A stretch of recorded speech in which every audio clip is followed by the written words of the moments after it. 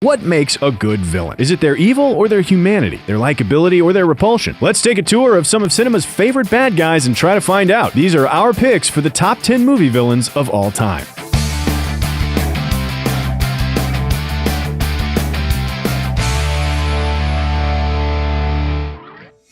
We're starting off at number 10 with the pure evil. It's the bad guy who does bad because it's bad, and since bad is good, good is bad, so he's gotta be good, right? Sure, this might sound like a top candidate for the best villain and a fantastic tongue twister to boot, but it's also the flattest of characterizations. It may have terrified us as kids when boogeymen and black and white morality hid under our beds, and in that sense, these villains will always hold a nostalgic sort of tyranny over us. But we've long since stopped fearing in such simple terms. However, that doesn't mean that there aren't some worthwhile villains who are notable mostly for the pureness of their evil. There's Emperor Palpatine, Damien from The Omen, along with just about any other incarnation of the devil you see in a movie. However, for our favorite pure evil, we tend to like Sauron. I see you.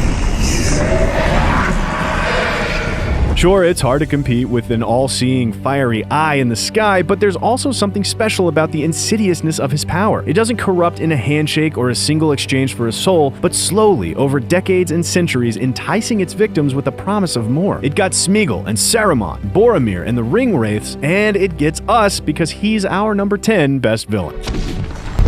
So, what works better than pure evil? Well, there's something to be said for the villains that scare the ever-loving shit out of us. These are your classic horror movie monsters, things that go bump in the night, your Freddy Krueger, your Jason Voorhees, your Michael Myers, your Leatherface. And while some of them might seem pretty evil, we actually think their overriding trait is more that they're amoral. They're agents of chaos, they're dangerous and unpredictable, and they could kill anyone at any time, not because they necessarily hate the world, but because they don't not hate it either. And it's not just horror monsters. Characters like Goodfellas' Tommy DeVito and the shark from Jaws make us brown our drawers just as much as slasher goons. But for our number 9 pick, we think it doesn't get much more terrifying than City of Gods' Lil Z.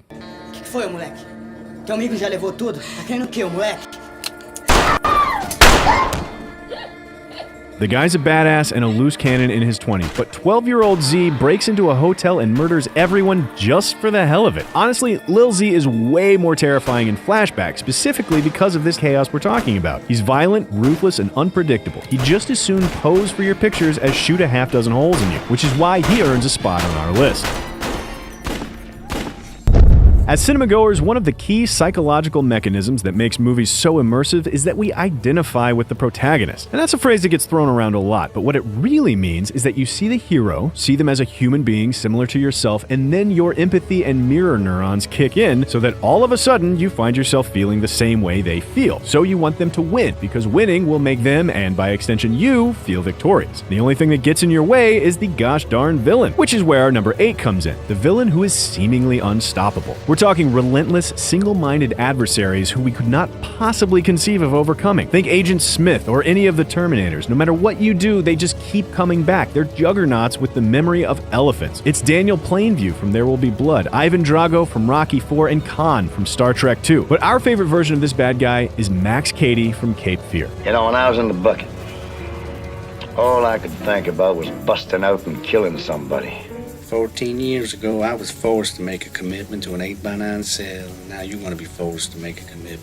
We're going to pretend we forgot there were 2 of these so we can just talk ambiguously and don't have to pick one because they're both so fucking scary. Oh, you're a rapist who spent his entire time in prison planning on how you'd get back at me? Please excuse me while I curl up in a ball and cry for my mother. This guy is unstoppable, literally going to the ends of the earth to get revenge, and we want to reward that effort. A spot on our list for you, sir. Prison rapist.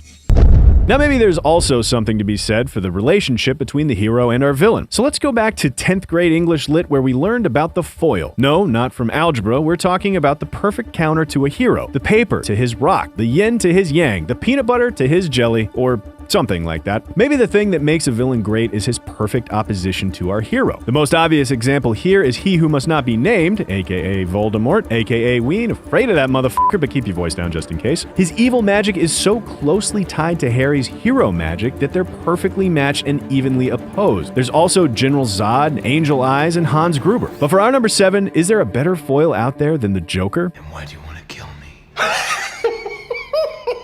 I don't want to kill you. No, you complete Me. He is the chaos to Batman's order, the evil to his good, the grin to his grimace. He even sees himself as Batman's foil. He knows it. He revels in being his villain. And with complex character and fantastic acting like that, how can we not give him this spot? Clever opposition aside, there's something to be said about a villain who you just loathe. These are the bad guys who just make your stomach churn, your lip curl, and your blood start boiling. Maybe you don't even like the hero here so much as you just hate the villain. We're talking about the brother-betraying Scar, that scummy Noah Cross from Chinatown, and the endlessly chokeable Professor Umbridge. And we love to hate Nurse Ratched with her stupid hat and stupid hair and her stupid rules. But for our pick, there's not a bad guy we hate much more than Reverend Harry Powell from The Night of the Hunter. Lord, I am tired. Sometimes I wonder if you really understand. Not that you mind the killings. Your book is full of killings. This guy combines child abuse with a smug sense of righteousness and the thinnest veneer of likability. We just want nothing more than to smash his dumb face, which is why he earns a spot on this list. Of course, hate isn't everything. We want to also consider those villains that we like despite the terrible things they do. It takes a certain kind of depth and charisma to earn our admiration, all the while terrorizing the townspeople. These are your Lokis, your Bodhis, your Alonzo Harrises. It's Harry Lime from The Third Man and Hans Landa from Inglourious Bastards. But is there a badder, more lovable bad guy than Dr. Hannibal Lecter? I do wish we could chat longer, but I'm having an old friend for dinner. He's charming, he's intelligent, he's cultured, he eats people's body parts, he's insightful, he's the full package. It's this point in our list where we get our first hint that there's something complex and challenging about good villains. What does it say about us that these are Nazis, murderers, corrupt cops, and cannibals that we find ourselves oddly attracted to? It's a long way from the pure evil of our number 10, and we think we're onto something here, so let's take it one step further. Somewhere between hateable and likable, we find one-dimensional badness sometimes reveals itself to be something a little more human than we expected. Sure, we never really root for these villains, and we sure don't want them to win, but we're hoping for less of a public execution and more like some serious therapy. And that's where things get really terrifying on an existential level. The similarities between them and our heroes start to shrink. The similarities between them and ourselves are less and less. This might be Woo Jin Lee from Oldboy, Tajomaru from Rashomon, or Darth Vader by the end of Return of the Jedi. There's loads of worthwhile three-dimensional villains, but our favorite of all time is Hans Beckert from M. Ja, manchmal ist mir, als ob ich selber hinter mir herliefe. Ich will davon, von mir selber davonlaufen, aber ich kann mir nicht entkommen. Muss den Weg gehen, den es mich jagt. Introduced in the most black and white of terms as a shadow and foreboding whistle, he starts out as a villain so vile that an entire city full of criminals are cast as heroes. But by the end of his underground trial, he cries out for help with a voice of humanity, screaming out from the depths of a psychological prison, and casts the entire story into different shades of gray. It's a level of nuance unheard of in most films, which is why it earns a spot on our list.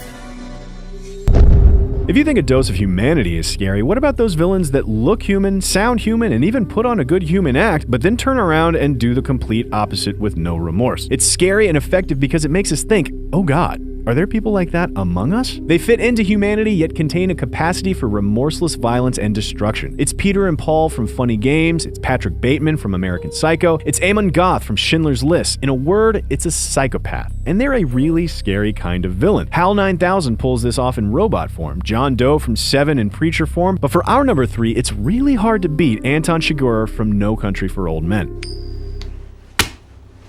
Call it. Call it, yes. For what? Just call it. I didn't put nothing up. Yes, you did.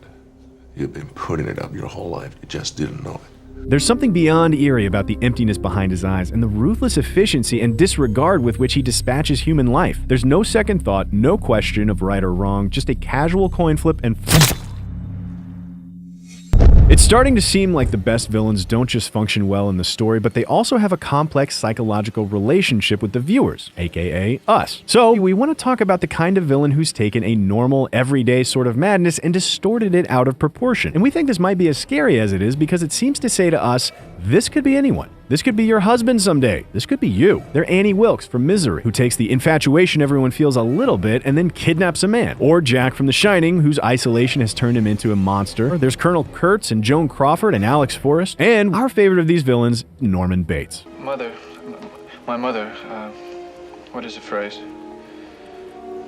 She isn't quite herself today. Scarred from emotional abuse and torn to pieces by dissociative identity disorder, Norman is actually just a sweet young boy, which is great, but he's also Norma, a serial murdering old woman. It's painful and difficult to look at these distortions of humanity, partly because they're so different from us, but also partly because they're not.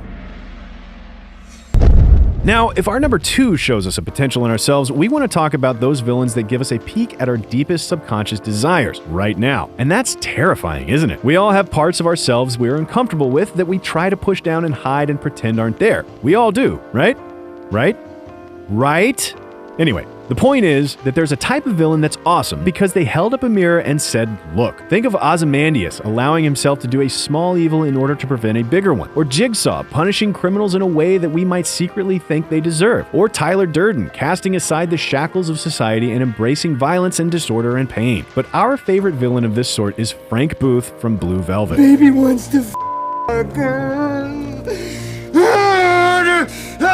Get ready to fuck! You fuckers, fucker! Holy shit, this is one bad dude. He's a gas-huffing, Pabst Blue Ribbon drinking, sadomasochistic motherfucker. And sure, his sexual deviance is incredibly disturbing to watch, but you're lying to us and yourself if you can't admit that there's some weird Freudian stuff going on at some deep id level with it. It's like watching a perverted car wreck that you can't look away from that hits you somewhere deep and hidden. And that's why he's our pick for the best movie villain of all time. So what do you think? Did you like our take on villains? Do you want us to dissect some of the best heroes too? Let us know by liking this video, give us your take in the comments below, and be sure to subscribe for more Cinefix movie lists.